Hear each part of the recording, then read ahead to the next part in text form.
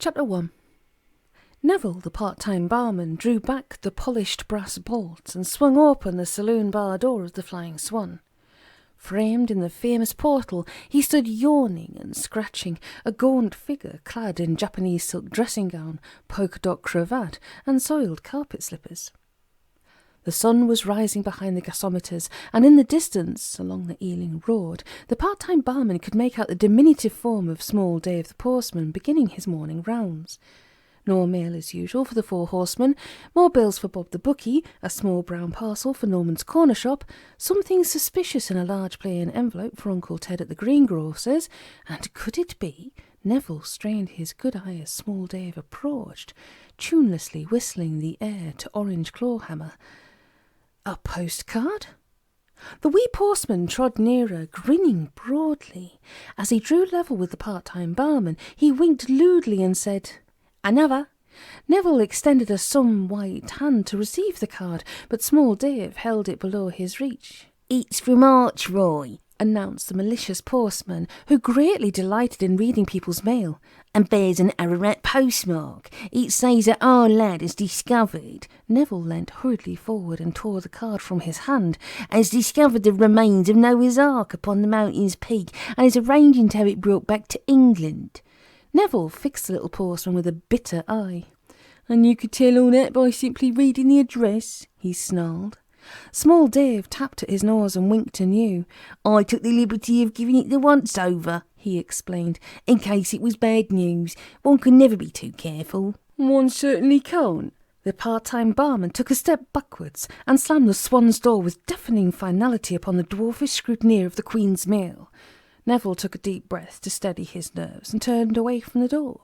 His long strides took him with haste across the threadbare carpet of the saloon bar. His first drew him past the pitted dartboard, the chalked scores of the previous night's play faintly aglow in the early light. His second brought him level with the aged Chauvet-halfpenny table, and a third took him past the first of the Swan's 8 polished Britannia pub tables.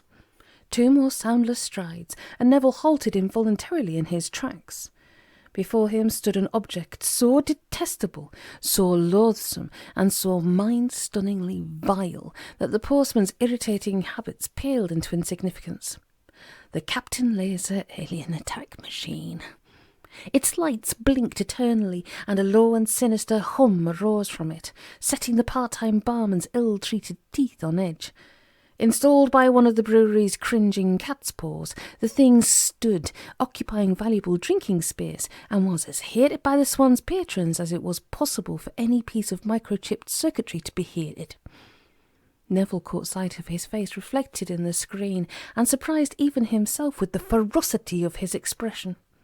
He addressed the machine with his regular morning curse, but the monster hummed on regardless, indifferent to the barman's invocation of the dark forces. Neville turned away in disgust and slouched off up the stairs to his rooms. Here in privacy he poured milk upon his cornflakes and perused Archroy's postcard propped against the marmalade pot. A rooftop view of Brentford. It was a great pity that Archroy, in the interests of economy as he put it, had chosen to take a bundle of local postcards with him when he set off on his globe-trotting. Rooftop views of Brentford were all very pleasant, of course, but they did tend to become a little samey. After all, when one received a card postmarked the Patala, Lhasa, or the East Pier, Sri Lanka, it wouldn't hurt to see a bit of pictorial representation on the front once in a while. It did tend to take the edge off, having read the exotic details of a Sinhalese temple dance, to turn over the card and view the splendours of 2 gasometers and a water tower. Neville sighed deeply as he squinted over to the row of identical postcards which now lined his mantelpiece. Certainly, the one view was so commonplace as to be practically invisible, but each of these little cards had been dispatched from some far-flung portion of the great globe. Each had travelled through strange lands, across foreign borders, over continents, finally to return, like little pictorial homing pigeons, to the town of their birth. Certainly, there was romance here. Neville plucked up the card and turned it between his fingers. "Noah's Ark, eh?" That one took a bit of believing. Each of the postcards had boasted some fabulous deed or another, but this outdid them all. Noah's Ark. To the pagan Neville it did seem a trifle unlikely. Even if it had existed at all, which Neville considered a matter of grave doubt, the chances of surviving, even partially intact, down through the long centuries on the peak of Mount Ararat did seem pretty slight. Such things were just silly season space fillers for the popular press. The barman recalled reading about that chap up north who claimed to have discovered the bottomless pit in his back garden. He would probably have come clean that it was all a hoax had he not stepped backwards down it while posing for the press photographer. Noah's Ark indeed. Neville took the card and placed it with its 8 identical brothers upon the mantel shelf. Noah's Ark indeed. It couldn't be true. Could it?